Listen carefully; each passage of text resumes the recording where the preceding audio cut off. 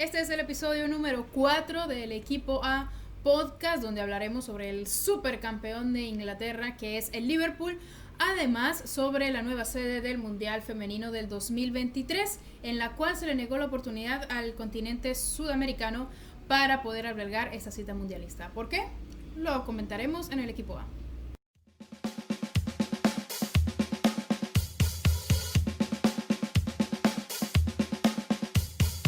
Sean todos bienvenidos a este cuarto episodio del Equipo A Podcast, bajo la conducción mía, de Estefanía Álvarez. Recuerden que a mí me pueden seguir en Twitter e Instagram como @EstefaniaAlvarezH y en mi fanpage de Facebook como Estefanía Álvarez. Y por supuesto al Equipo A Podcast, el cual estás disfrutando desde iVoox y Spotify con audio en el Equipo A, así puedes seguir a este podcast, y también con video a través de mi canal de YouTube, que es Stephanie Álvarez, donde también están y estarán todos los episodios de tu podcast deportivo favorito. Y recuerda que si quieres contribuir con el crecimiento de este podcast, ingresa a patreon.com/el Equipo A para más información. El enlace de Patreon siempre estará en la descripción de este y todos los episodios del Equipo A Podcast. Un episodio que a mí me contenta bastante porque hablaremos sobre el efecto Liverpool que nos dejó este grandioso equipo en el fútbol mundial, porque a mí me parece que en una época tan competitiva en el fútbol como lo es los últimos años o desde los 2000 en adelante, el Liverpool se ha consagrado campeón de una de las ligas más competitivas del mundo, la que yo considero la mejor del mundo, la más competitiva de todas, y con una categoría impresionante. ¿Y cuáles eran esos detalles, esos secretos que el Liverpool tiene para poder lograr ese triunfo? Son verdaderamente fascinantes. Primero y principal es, por supuesto, la llegada de Jürgen Klopp. Por supuesto, con la llegada de Jürgen Klopp en la temporada 2015-2016, el Liverpool incluso logró llegar a una final de Europa League en ese mismo año, no sé si lo recuerdan. Fue contra el Sevilla, el equipo de Liverpool perdió, pero se le dio continuidad a uno de los mejores procesos deportivos que yo he visto en un equipo de fútbol en la actualidad. ¿Por qué? Porque el Liverpool no venía tan bien cuando llegó Jürgen Klopp, no peleaba en Europa, no peleaba mucho en su torneo, tampoco en la Premier, y cuando llegó Jürgen Klopp todo fue en ascenso. Luego, precisamente de esa temporada del 2016, el Liverpool ha albergado las últimas, o mejor dicho, ha disputado las dos últimas finales de Champions League. En la 2018, cuando ganó el Real Madrid, que fue su tercera Champions consecutiva, el Liverpool era un excelente equipo. Recordemos, bueno, en esa final los errores de Karius, entre otras cosas.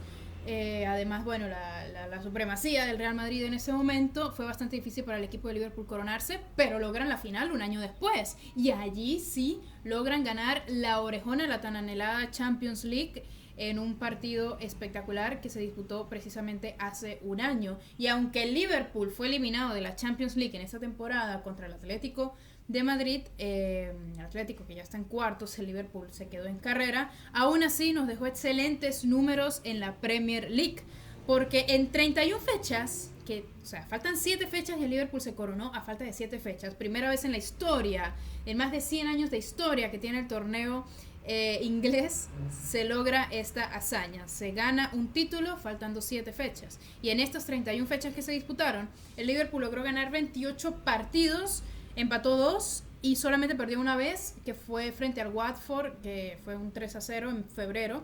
Precisamente por esas fechas luego vino la eliminación de la Champions. Fue, digamos, el único momento en el que el Liverpool tropieza, este superpoderoso Liverpool tropieza, pero aún así para mí nunca hubo, digamos, ese peligro de que el Liverpool no ganase la Premier League este año, porque la temporada pasada, si recordamos bien, el Liverpool estuvo tan cerca de ganar el título, y a mí me dio hasta un poco de tristeza, más allá de que, bueno, el Liverpool es el equipo en el cual simpatizo en Inglaterra. Este equipo quedó a las puertas de la gloria en la Premier, a un punto de diferencia, habiendo acumulado 97 puntos ante los 98 puntos del Manchester City. No sé si ustedes recordaban eso, pero un subcampeón en Inglaterra nunca había logrado tantos puntos como el Liverpool en esa oportunidad hace un año. 97 puntos. Eso ni en España lo logra el Real Madrid o el Barça a la hora de ganar una liga, y lo hizo el Liverpool siendo subcampeón de Inglaterra.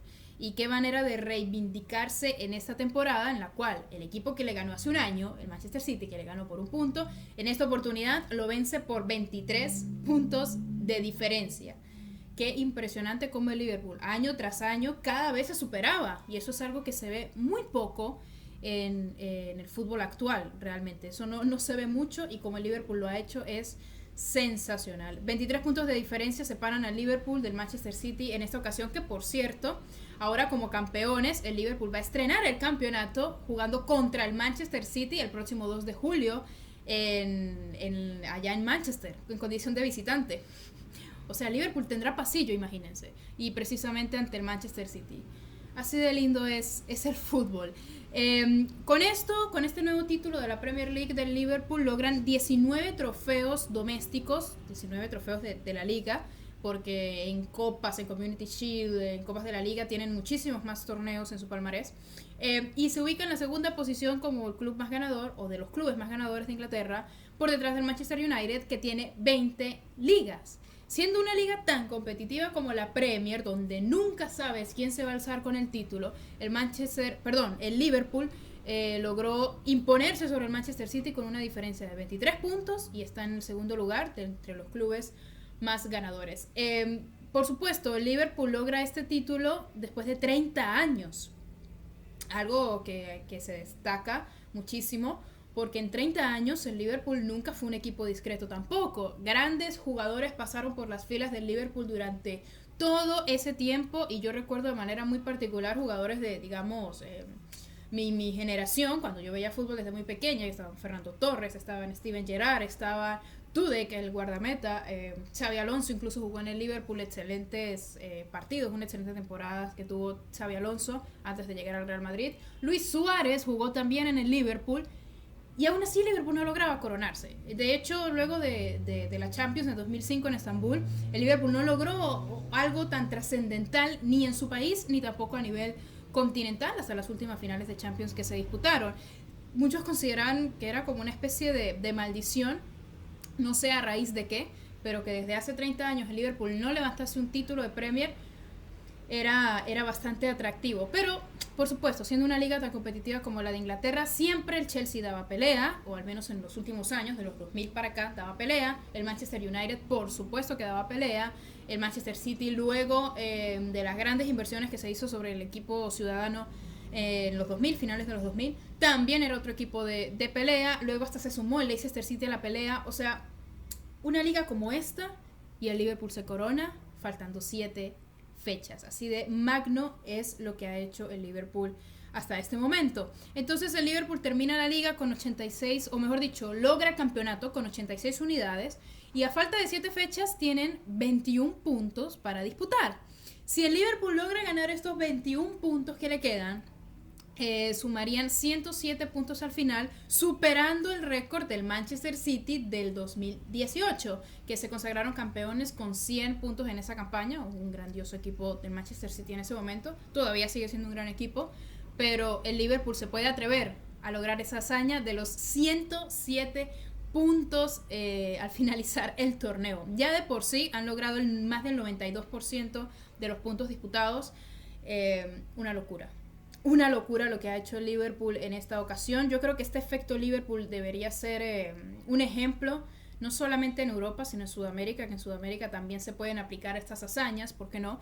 Porque hay claves muy importantes en lo que respecta este triunfo de Liverpool, y no solo el triunfo de Liverpool, sino el cómo han ido subiendo escalón por escalón, fase por fase, triunfo tras triunfo, desde que llegó Jürgen Klopp en el 2015. Porque primero, final de Europa League, ¿no? La hermana menor de la Champions. Luego de ello, 2018, final de Champions. 2019, otra final de Champions. Pero esta sí la ganan. En 2018 no la ganan. ¿Cómo un equipo logra todo esto?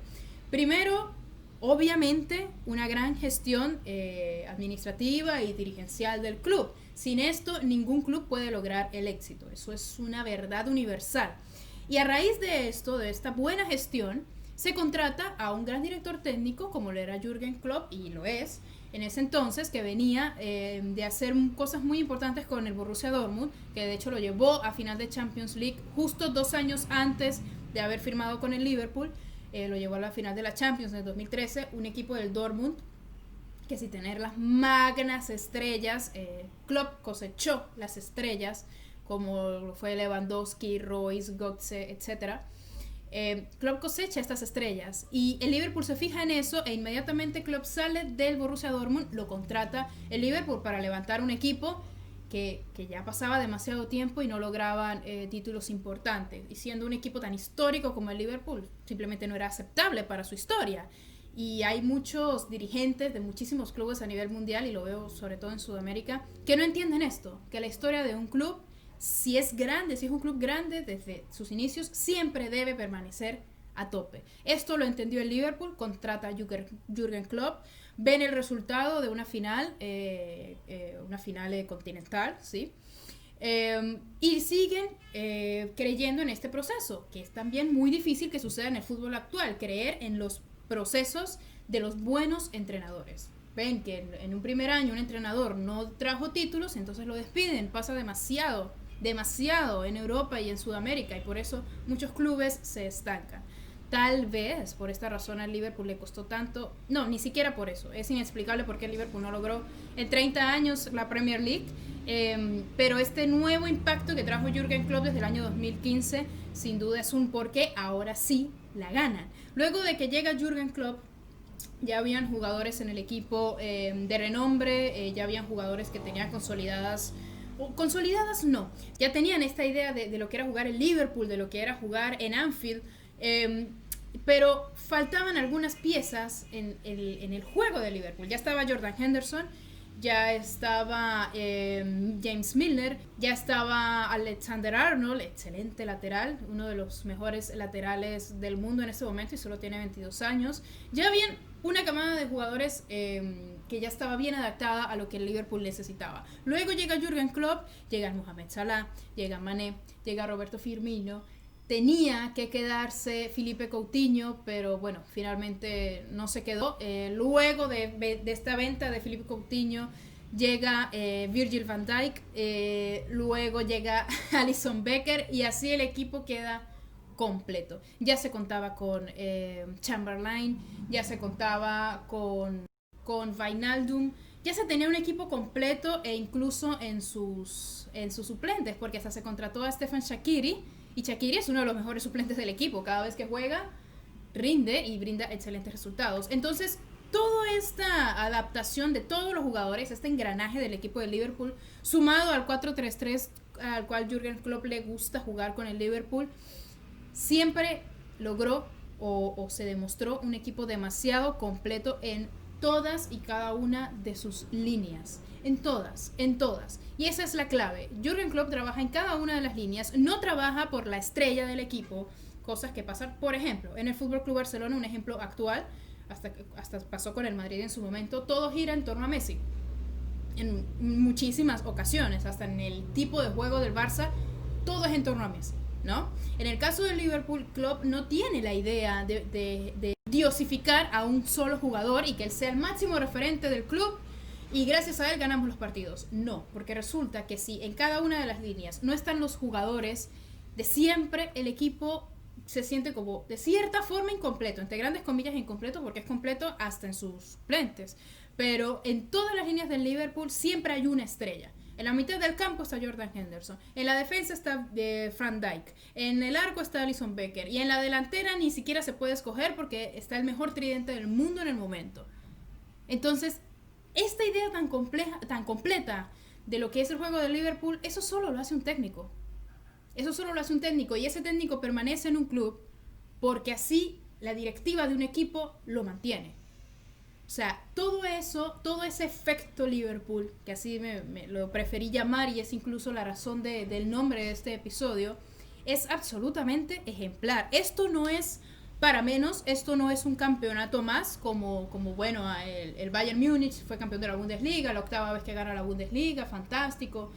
No, esto es muy diferente por todas las cosas que he venido nombrando en estos minutos del equipo A Podcast, y además que el Liverpool, siendo un equipo tan histórico, había pasado muchísimo tiempo sin poder cosechar este triunfo, y que para mí sigue siendo todavía el comienzo de grandes cosas para el equipo inglés. La próxima temporada seguro pelearán en Europa, seguro pelearán por la Premier, quién quita y la próxima temporada logren un bicampeonato de Premier.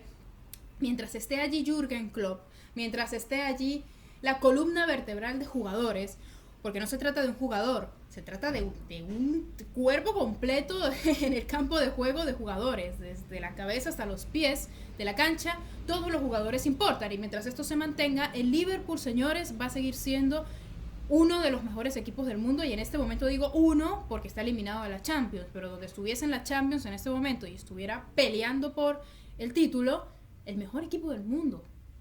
En lo futbolístico, en los jugadores, en el técnico, en las gestiones institucionales, en hinchada, hasta en himno del club, es el mejor.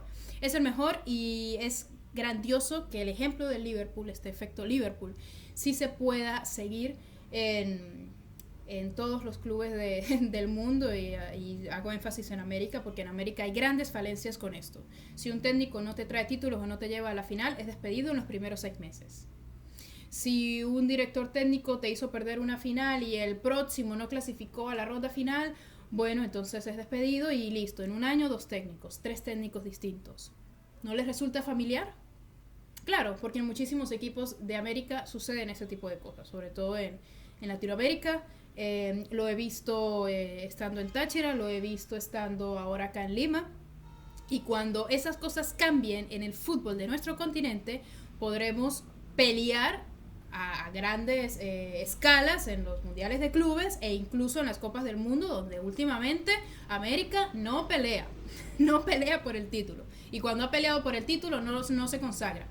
Entonces, todo ese tipo de cosas siempre genera un efecto muy, muy positivo en los futbolistas y, por supuesto, en los países donde son estos clubes. Ahora mismo en la selección de Inglaterra va a ser una de las selecciones más competitivas de Europa, o al menos eso debería ser así.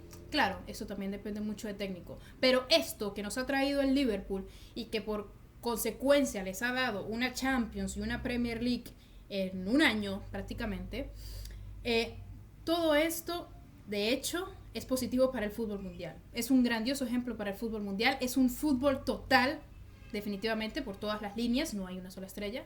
Y ojalá que por varios años el Liverpool se mantenga así y hayan otros clubes que sigan la misma línea del Liverpool. Y bueno, acá en el equipo de podcast vamos a hacer un cambio de banda para pasar a otro tema, porque como les comentaba desde un principio, hay nueva sede para el Mundial Femenino del 2023.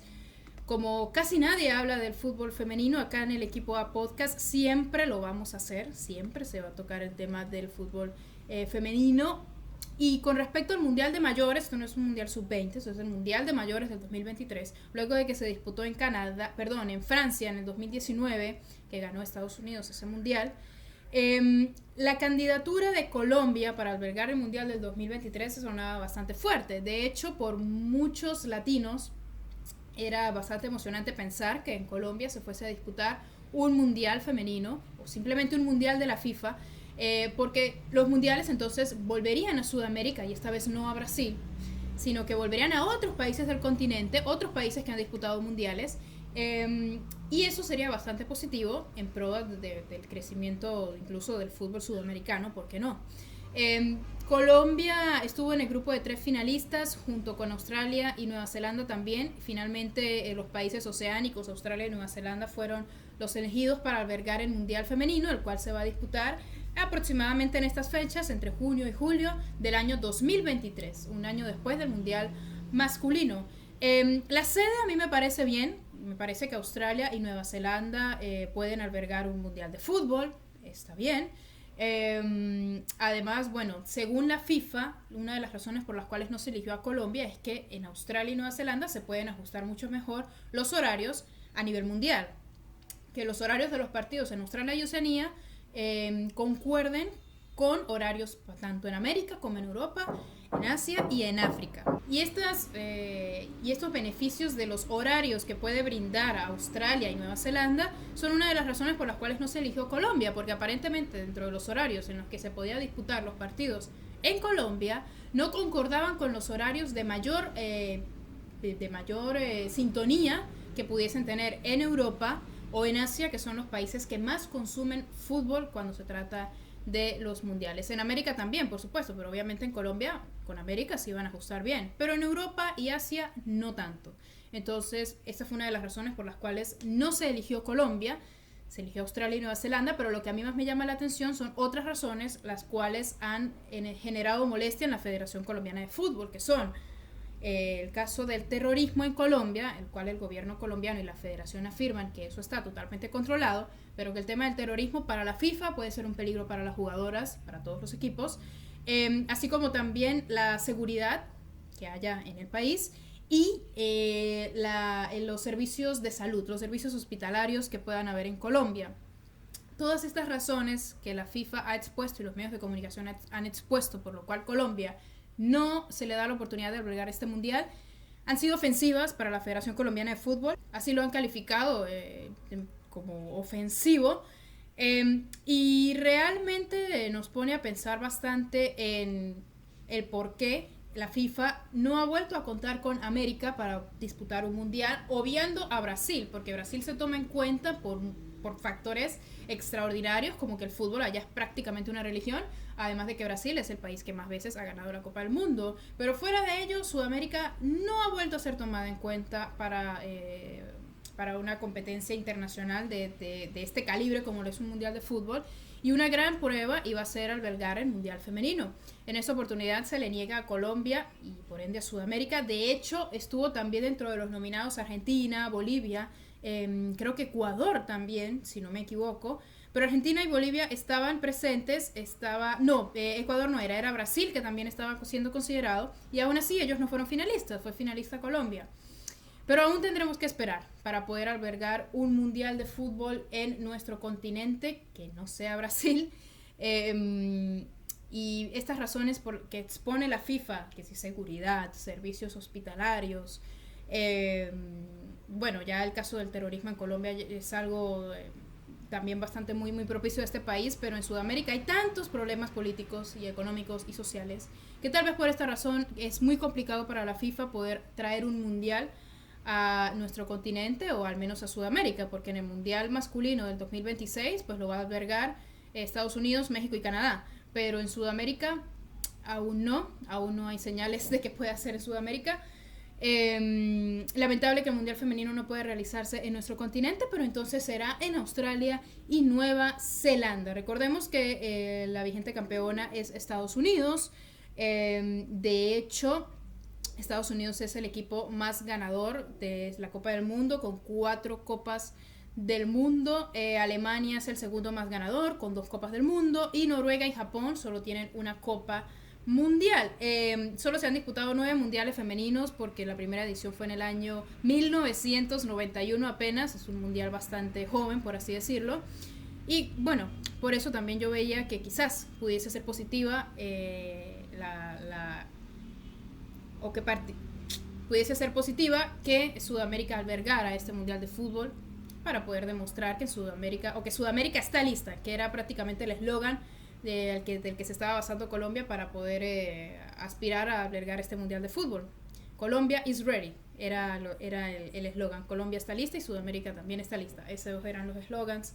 No se ha podido, pero bueno, entonces disfrutaremos del mundial femenino del 2023 directo desde Australia y Nueva Zelanda. Hay que esperar a ver qué tanto nos beneficiarán los horarios acá en Latinoamérica y cuántos equipos latinoamericanos también disputarán este mundial femenino. Y bueno, con estas informaciones llegamos al pitazo final del equipo A Podcast, agradeciéndoles muchísimo por su sintonía desde Spotify, iVoox o YouTube. Recuerda que puedes seguirme a través de todas esas redes sociales, al equipo A Podcast, y a mí a través de Instagram como @StefaniAlvarezH y Twitter @StefaniAlvarezH. También en mi Facebook, en mi fanpage, que es Stephanie Álvarez. Así que no se pierdan el próximo capítulo, el episodio número 5 de El Equipo A Podcast. Cuídense mucho, un abrazo de gol. Chao, chao.